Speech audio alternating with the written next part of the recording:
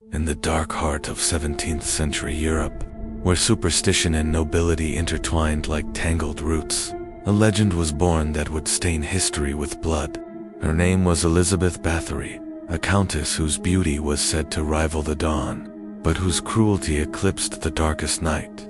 To the peasants who lived beneath the shadow of her towering castle, she was both untouchable nobility and whispered nightmare, and to history, she would forever be remembered as the Blood Countess. But legends, like shadows, do not form instantly. They stretch and grow, rooted in truth and twisted by fear. To understand the horror of Elizabeth Bathory, we must begin not with her crimes, but with her beginnings. In a world where blood and power flowed hand in hand, the noble bloodline Elizabeth Bathory was born in 1560 into one of the most powerful families in Hungary. The Bathory name carried centuries of prestige, warriors, and rulers. Her relatives were kings, princes, bishops, and voivodes. From her first breath, Elizabeth was steeped in privilege, her cradle surrounded not by lullabies, but by the iron weight of expectation. She grew up in a castle surrounded by the wild, untamed beauty of the Carpathian Mountains.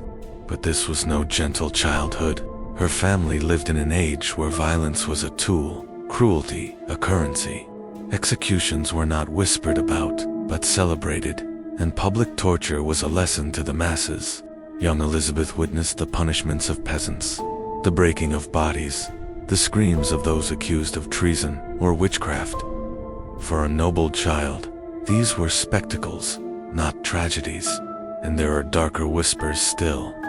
Some accounts claim Elizabeth, as a child, suffered from seizures and was treated with the blood of servants, a crude remedy prescribed by family physicians who believed noble blood must be preserved at all costs, whether truth or myth. Such stories foreshadowed the role blood would play in her life.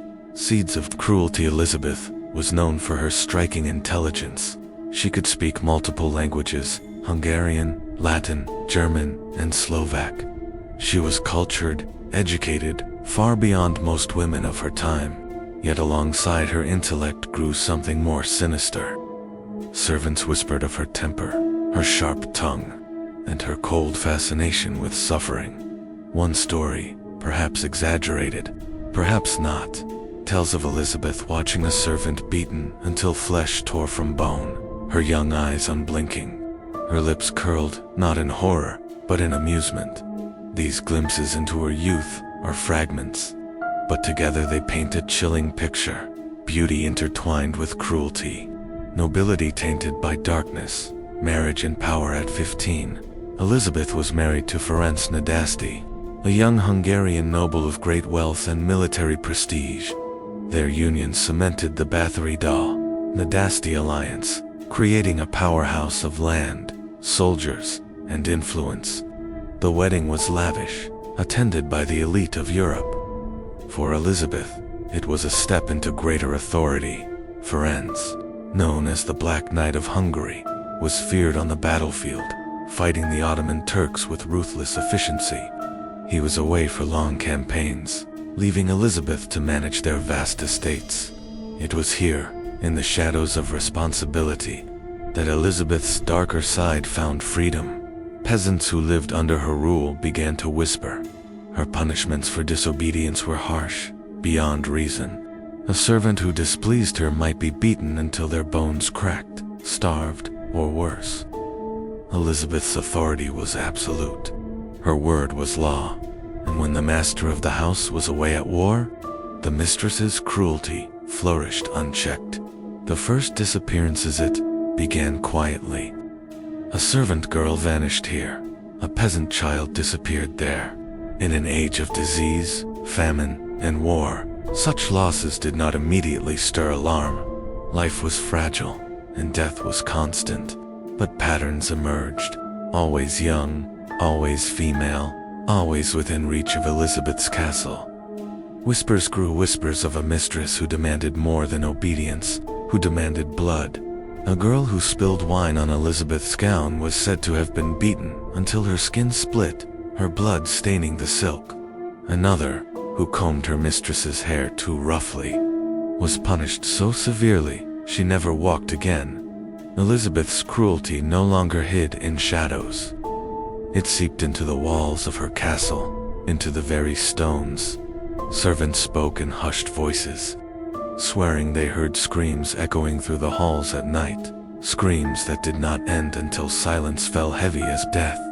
The obsession with beauty as Elizabeth grew older, a new fear took root in her heart, the fear of fading beauty. For a noblewoman, beauty was not vanity, it was power, influence, immortality. Elizabeth's pale skin, her sharp eyes, her regal bearing, these were her weapons in a world of politics and intrigue. And yet, the march of time is relentless. Wrinkles threatened, age whispered in her mirror. Then came the moment that would turn whispers into legend.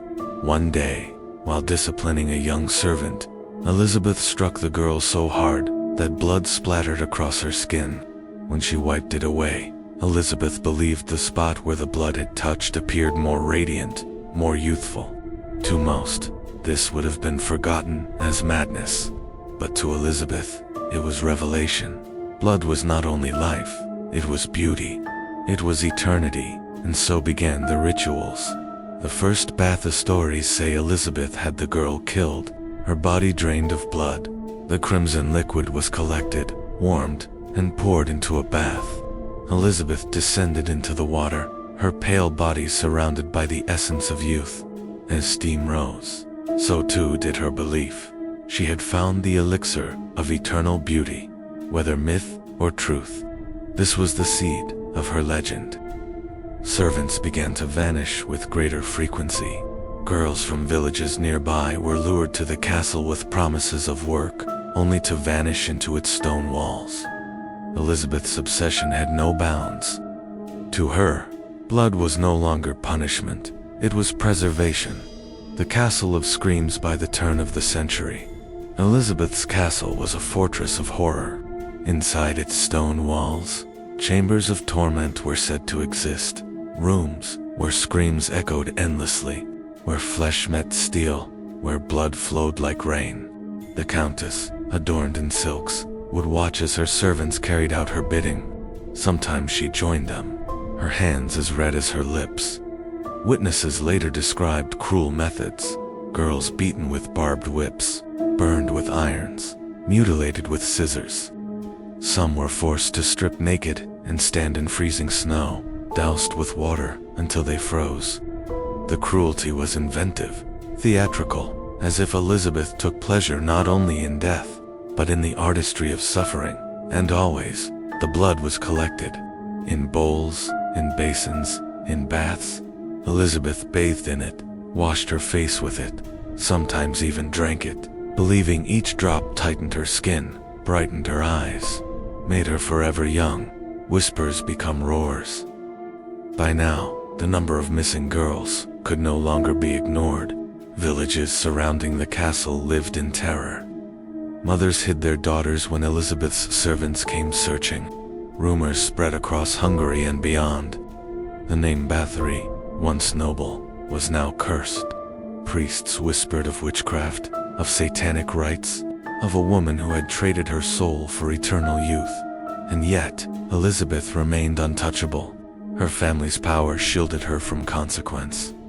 Nobility rarely faced justice, and a countess as wealthy and influential as Elizabeth was, beyond the reach of peasant complaints. The castle gates remained shut, the screams muffled by stone, the blood flowing unseen. But every reign of terror has its limit. Elizabeth Bathory was no longer merely feared, she was watched. And soon, the walls of her bloody empire would begin to crack. Closing Part 1. The story of Elizabeth Bathory is not one of sudden madness, but of a slow descent into obsession and cruelty, a descent fueled by power, by privilege, and by fear of losing the one thing she prized most, her beauty. In the echoing halls of her castle, amid the shadows of flickering torches, the legend of the Blood Countess was forged in screams and in blood. But if Part 1 is the rise, the transformation, of a noblewoman into a monster, then part 2 will be the reckoning, for even the most powerful cannot bathe in blood forever. The peak of cruelty. By the early 1600s, Elizabeth Bathory's castle had become a place of dread. The peasants called it a fortress of death, a cursed place where daughters went in and never came out. Servants whispered that every stone in its walls was soaked with blood, that the earth beneath it drank more lives than the battlefield. The scale of her atrocities had grown beyond imagination. No longer satisfied with punishing servants, Elizabeth demanded fresh victims, young peasant girls from surrounding villages. At first, they were promised work as maids, seamstresses, or attendants. But once inside, the doors closed behind them, and their fate was sealed. Some estimates claim she murdered dozens. Others say hundreds. The darkest accounts speak of more than 600 victims, whether legend or truth. One fact was undeniable. The disappearances could no longer be hidden. Rituals of blood, the cruelty had become ritualized, almost ceremonial. Witnesses would later testify that Elizabeth devised elaborate tortures, turning suffering into theater. Girls were stripped and beaten with thorn-covered whips until their skin peeled. Some were burned with candles, their wounds salted to prolong agony. Others were starved for weeks, then fed only to be slaughtered moments later, and always. The blood was collected. Bowls filled with crimson were carried to Elizabeth's chambers. There, she bathed in it, her pale body immersed in the essence of youth. She rubbed it into her skin, believing it erased wrinkles, erased age, erased death itself. Her mirror told her what she wanted to see, that she remained beautiful, untouched by time. But the reality outside that mirror was different. Whispers became rumors, and rumors became accusations. Priests began to denounce her from the pulpit. Nobles began to murmur in their courts. The Countess Bathory, once untouchable, was now a name spoken with fear and disgust. The first witnesses it was the servants who broke first. Terrified and traumatized, they began to speak in hushed voices outside the castle. One girl told of being forced to prepare the chambers to heat the irons, to carry the bowls. Another spoke of seeing Elizabeth bite the flesh of her victims, tearing skin with her teeth like a predator. Stories spread of Elizabeth walking the halls with blood on her hands, laughing as screams echoed behind closed doors. To the peasants, she was no longer a noblewoman. She was a vampire, a demon in human form, a creature who fed on the lives of the young. Yet still, no action was taken. The Bathory family's influence was vast, and Elizabeth's husband, though absent in war, remained a shield of military prestige. For years, she continued her reign of cruelty, unchecked. But in 1604, Ferenc Nadasti died, leaving Elizabeth widowed, and with his death, her protection began to crumble. A widow, in shadows, Elizabeth's widowhood did not weaken her hunger.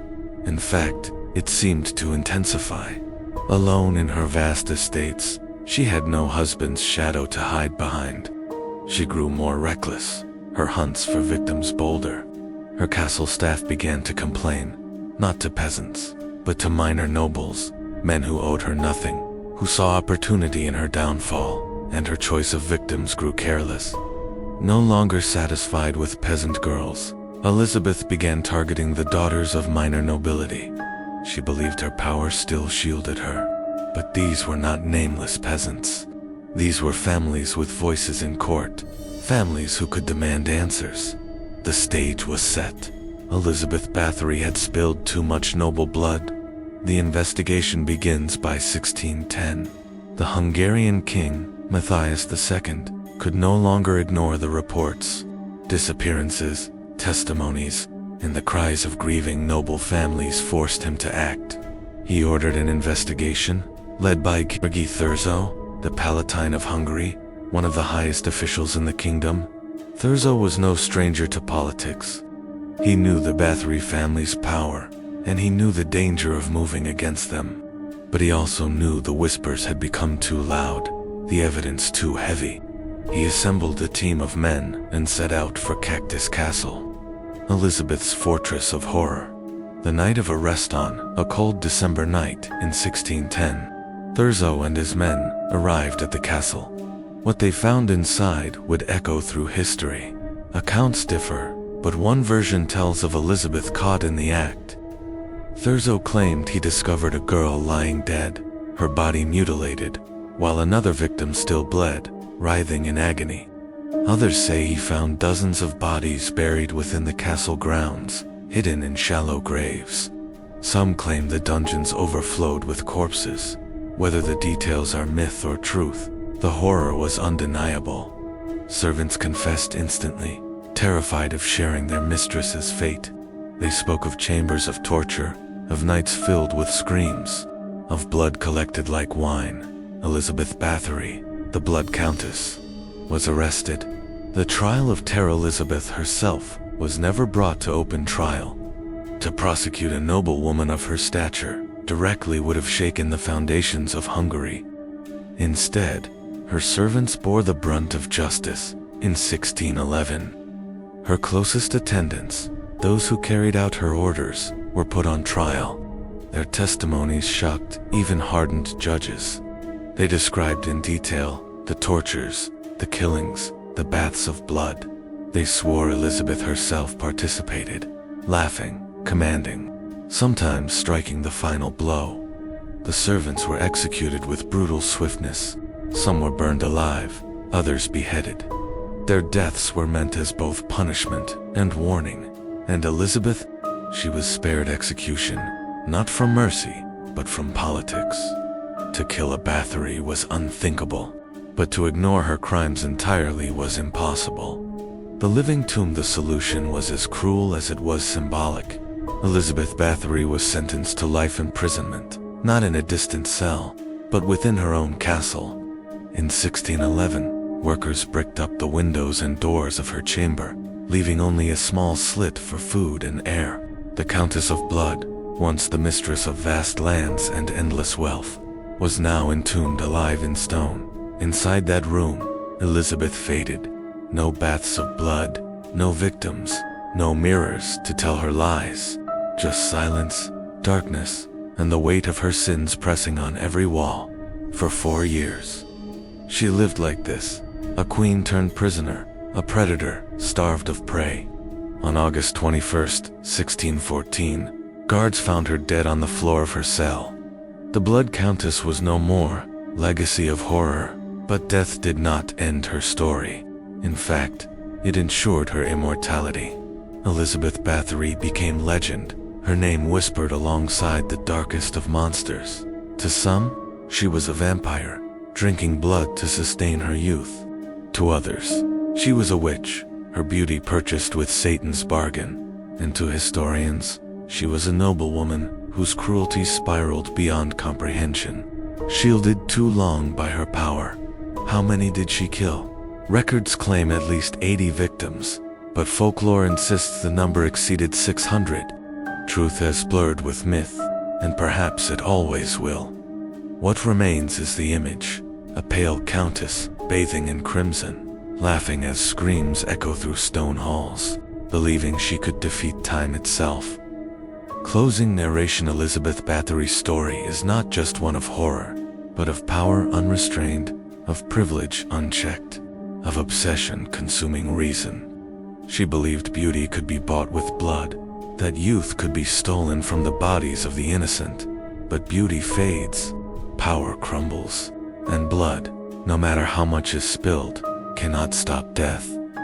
Today, her name lingers, not as a noble, not as a countess, but as a monster, the Blood Countess, the woman who bathed in blood, the creature whose shadow still chills history.